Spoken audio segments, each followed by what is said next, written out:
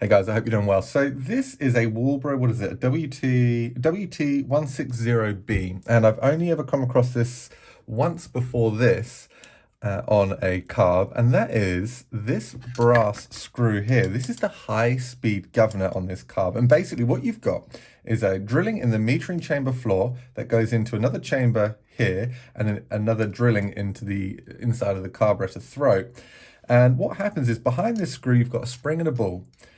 And at a certain frequency, high RPM, this ball will start to vibrate and it will dislodge itself from the hole that it's covering, and it will allow fuel to go into the venturi or into the throat of the carburetor and supply the engine with more fuel. The idea is that it stops it from over revving, but it can make tuning a bit frustrating, a bit irritating. I've only ever disabled, well, I've only ever come across it once before, but I've only ever disabled them once before. And I thought this is something that doesn't happen that often. You don't see it that often. So I thought I'd share it on the channel and show you how it's done. Now, you need to heat up this brass screw. There is like a sealant on here that you need to get hot to be able to remove. You can do it with a soldering iron. You can do it with a lighter. Just obvious things. You're putting a cigarette lighter next to fuel. Just be careful. This has been sitting out a while. There's no fuel in there. And what we'll do is I was going to do it with the Zippo, but we're actually going to do it with this one because it's a more accurate flame. I'm going to turn the light off so I can see the flame. I'm going to heat it up, being careful not to melt the barb here.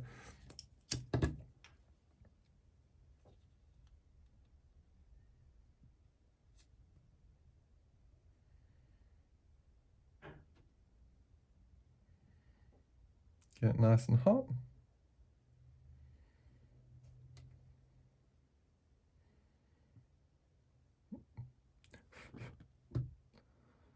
Don't want to melt anything.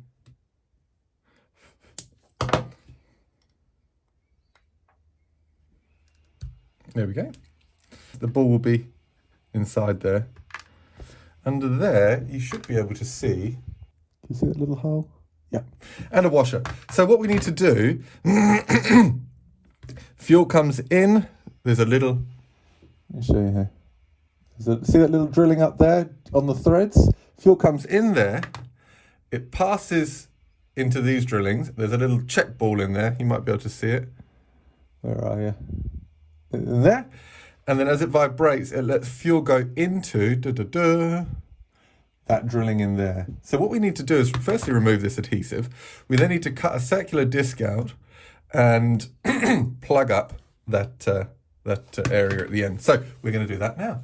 Well, I've done it all, and I didn't even push the record button, so we're going back and we're starting again.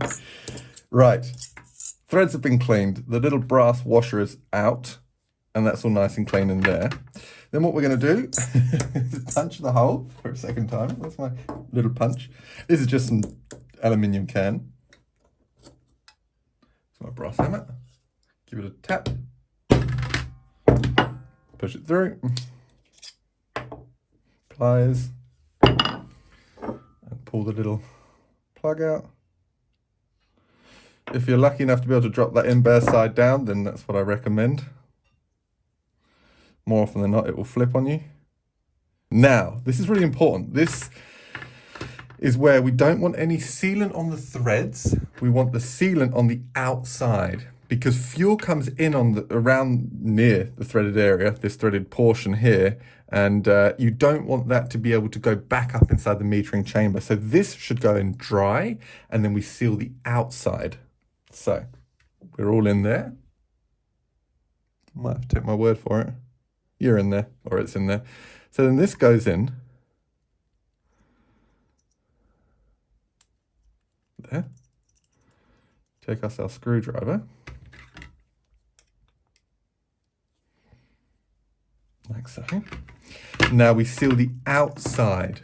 So I have some 3-bond here. Where's my little brush? If only I was a bit better prepared.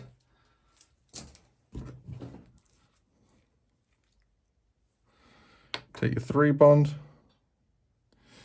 There's a lot of carrier in here, but that's fine. This separates, and it really is annoying when it separates, but it seems to be good stuff. And then, can you see? Hopefully you can, because I can't see if you can see. We don't want to get anything on that point. We're just going to let it drop in, like so.